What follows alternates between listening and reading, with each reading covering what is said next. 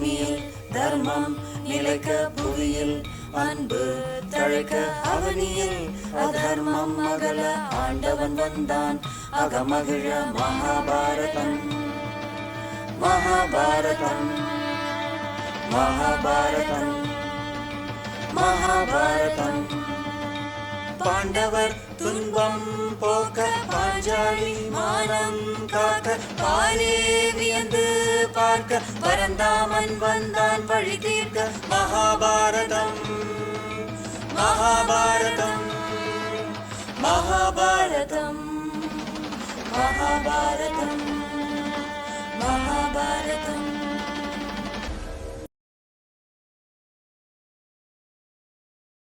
ஆனந்த சந்திரிகையின் அன்பான வாசகர்களுக்கு வணக்கம். இந்த மகாபாரத தொடரை வாசிப்பது உங்கள் வீணா ஹரிஹர்.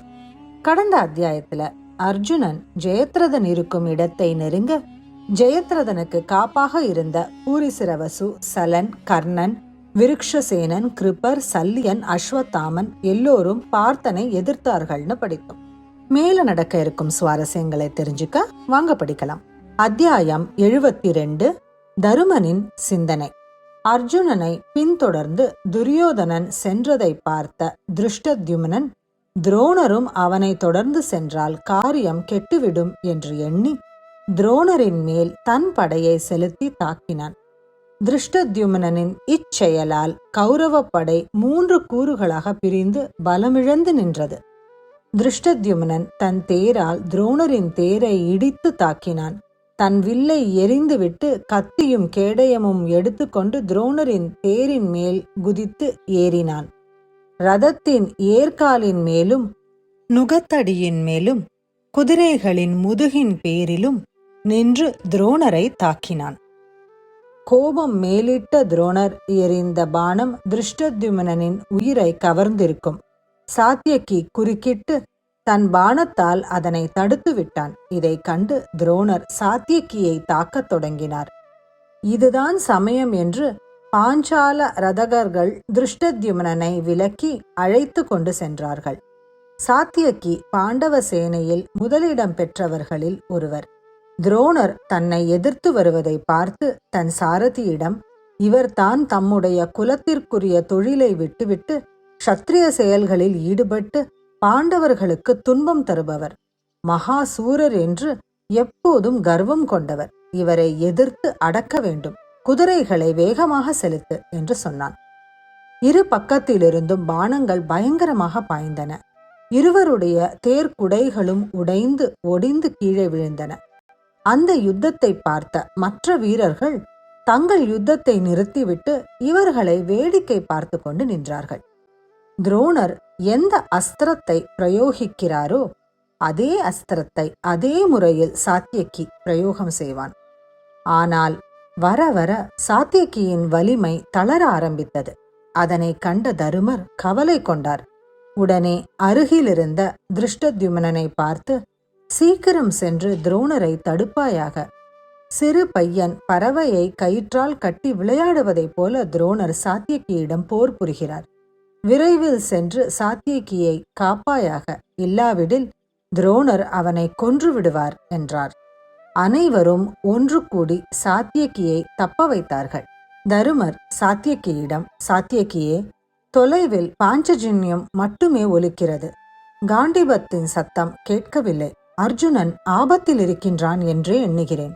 நீ உடனே அங்கு சென்று அவனுக்கு உதவுவாயாக என்றான். சாத்தியகி தருமரிடம், நீங்கள் சொல்லுவதால் போகிறேன். மற்றபடி நீங்கள் நினைப்பது போல் அர்ஜுனனுக்கு ஆபத்து ஒன்றும் இருக்காது. அர்ஜுனன் உங்களுக்கு பாதுகாப்பாக என்னை இருக்க சொல்லி இருக்கின்றான் என்று தயங்கினான். அதற்கு தருமர், என்னை பற்றி கவலை வேண்டாம். பராக்கிரமசாலியான பீமனும் திருஷ்டத்யும்னனும் எனக்கு துணையாக இருப்பார்கள் என்று கூறி அவனை அனுப்பி வைத்தான். சாத்தியகி தருமனை விட்டு விலகியதை கண்ட துரோணர் பாண்டவ சேனையை இடைவிடாது தாக்கினார். பாண்டவ சேனை ஒழுங்கு குலைந்து பின்வாங்க நேரிட்டது. ஆனால் தருமரின் சிந்தனை எல்லாம் அர்ஜுனன் என்ன ஆனானோ என்பதிலேயே இருந்தது. அவர் மனம் மிகவும் கலக்கமுற்று அவர் தம்பி பீமனை அழைத்தார். அவர் பீமனிடம், அர்ஜுனனை காணவில்லை. அவனை தொடர்ந்து சென்ற சாத்தியக்கியிடமிருந்தும் செய்தி இல்லை. எனக்கு மனக்கலக்கமாக இருக்கிறது. நீ சென்று அவர்கள் நன்றாக இருப்பதை கண்டேயானால் அதனை உன் சிம்மநாதத்தின் மூலம் அறிவேன் என்றார். அதற்கு பீமன், நாதனே, விசனப்பட வேண்டாம். நான் போய் அவர்களைக் கண்டு உங்களுக்கு தெரிவிக்கப் போகின்றேன் என்று எதிர்பேச்சு எதுவும் இல்லாமல் ஒப்புக்கொண்டு கிளம்பினான். அப்போது திருஷ்டத்யும்னனை பார்த்து, பாஞ்சாலனே, தருமரை எப்படியாவது பிடிக்க வேண்டும் என்று துரோணர் உபாயத்தை தேடிக் கொண்டிருப்பது உமக்கு தெரியும். அரசனை காப்பது முக்கியமான கடமை. ஆனால் அவருடைய கட்டளையை நான் நிறைவேற்ற வேண்டியவனாக இருக்கின்றேன்.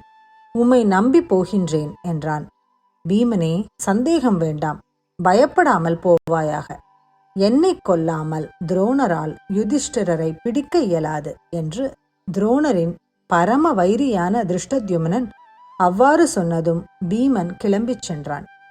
அர்ஜுனனுக்கு துணையாக சென்ற பீமனை வழியில் கௌரவர்கள் தடுத்தார்கள். ஆனால் சிம்மம் அற்ப விலங்குகளை விரட்டி அடிப்பது போல் அவன் பகைவர் கூட்டத்தை விரட்டி அடித்து திருதராஷ்டிரர்களின் புத்திரர்களில் 16 பேரை கொன்று முன்னேறினான். பிறகு துரோணர் அவனை தடுத்து, பீமசேனனே, சத்ருவாகிய என்னை வெல்லாமல் நீ செல்ல முடியாது என்றார். பீமன் தன்னுடைய கதாயுதத்தை சுழற்றி துரோணரின் ரதத்தின் மேல் எறிந்தான்.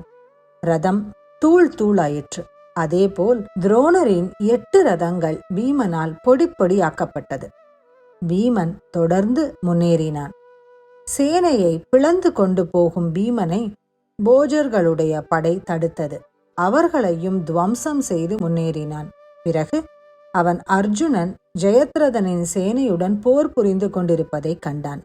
அர்ஜுனனை கண்ட பீமன் சிம்மத்தைப் போல கர்ஜித்தான். பீமனை கண்ட அர்ஜுனனும் கிருஷ்ணனும் சிம்மநாதம் செய்தார்கள். அந்த ஒலி தருமருக்கு நிம்மதியை தந்தது. அப்போது போர்க்களத்தில் ஒரு புறம் சாத்தியக்கியுக்கும் பூரிசிரவசுவுக்கும், மற்றொரு புறம் கர்ணனுக்கும் பீமனுக்கும், வேறொரு புறத்தில் அர்ஜுனனுக்கும் ஜெயத்ரதனுக்கும் பயங்கரமான போர் நிகழ்ந்தது. அன்று பீமனுக்கும் கர்ணனுக்கும் நடந்த யுத்தம் மெய் சிலிர்க்கும்படியான கதை. முதலில் பீமன் கர்ணனை தவிர்த்து அர்ஜுனன் இருக்கும் இடத்திற்கு செல்லவே விரும்பினான். ஆனால் கர்ணன் அவனை தடுத்து, புறமுதுகை காட்டி ஓடாதே என்று ஏளனமாக பேசினான். கர்ணனுடைய ஏளனப் பேச்சு பீமனால் பொறுக்க முடியவில்லை. அவர்களிடையே இருவருக்கும் கடுமையான யுத்தம் ஆரம்பித்தது. கர்ணன் சிரித்து கொண்டே போர் புரிந்தான். பீமனோ கோபாவேசமாக போர் புரிந்தான். கர்ணன் தூரத்திலிருந்து குறி தவறாமல் பாணங்களை செலுத்தினான். பீமன் தன்மேல் பொழியும் பாணங்களை லட்சியம் செய்யாமல் கர்ணனை நோக்கி போனான். பீமன் உடலெல்லாம் காயமுற்று இரத்தம் ஒழுகி வசந்த காலத்து அசோக மரம் போல விளங்கினான். கர்ணனுடைய தேரையும் குதிரையையும் நாசம் செய்தான். கர்ணனின் சிரிப்பு மாறியது. இருவரும் தேகபலத்தில் புலிகள் போலவும், விசையில் பருந்துகள் போலவும், கோபத்தில் சர்ப்பங்களைப் போலவும் ஒருவர் மேல் ஒருவர் பாய்ந்து போர் புரிந்தனர். ஒரு சமயத்தில் கர்ணன் பின்னடைவதை பார்த்து துரியோதனன் அவன் தம்பி துர்ஜயனை உதவிக்கு அனுப்பினான். பீமன் 7 பாணங்களை விட்டு துர்ஜயனை யமலோகத்திற்கு அனுப்பினான். கர்ணன் மீண்டும் தேரை இழந்தான். அதை கண்ட துரியோதனன் தம்பி துர்முகனை தன் தேரில் கர்ணனை ஏற்றிக்கொள்ள அனுப்பினான். கர்ணன் தேரில் ஏறிய அதே சமயம் பீமனுடைய பாணம் துர்முகனின் உயிரை குடித்தது. அதைத் தொடர்ந்து கர்ணனை காக்க வந்த திருதராஷ்டிர புத்திரர்கள் ஆகிய துர்மர்ஷன், துஸ்ஸகன், துர்மதன், துர்தரன், ஜெயன் ஆகிய 5 பரலோகம் அடைந்தார்கள். அதைத் தொடர்ந்து வந்த துரியோதனனின் 7 தம்பிமார்களுக்கும் அதே நிலைதான். தன்னை காக்க வந்த துரியோதனனின் தம்பிகள் அனைவரும் இறந்ததைக் கண்டு கர்ணன் மிக கோபமாக பீமனை தாக்கினான். பீமன் தன் தேரையும் ஆயுதங்களையும் இழந்து நின்றான். இந்த அத்தியாயத்தோட நிறைவுக்கு வந்துட்டோம். கர்ணன் பீமனை கொன்றானா? அர்ஜுனன் ஜெயத்ரதனை கொன்றானா? சாத்தியக்கியுக்கும் பூரிசிரவசுவுக்கும் நடந்த போரின் முடிவென்ன என்பதையெல்லாம் தொடர்ந்து படிக்க காத்திருங்கள். அடுத்த அத்தியாயத்தோட உங்களை சந்திக்கும் வரை உங்களிடமிருந்து விடைபெறுவது உங்கள் வீணா ஹரிஹர்.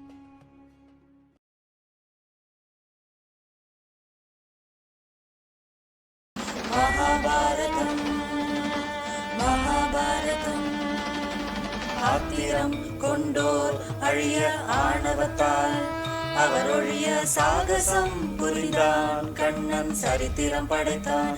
கார்வண்ணன் மகாபாரதம் மகாபாரதம் மகாபாரதம் மகாபாரதம்.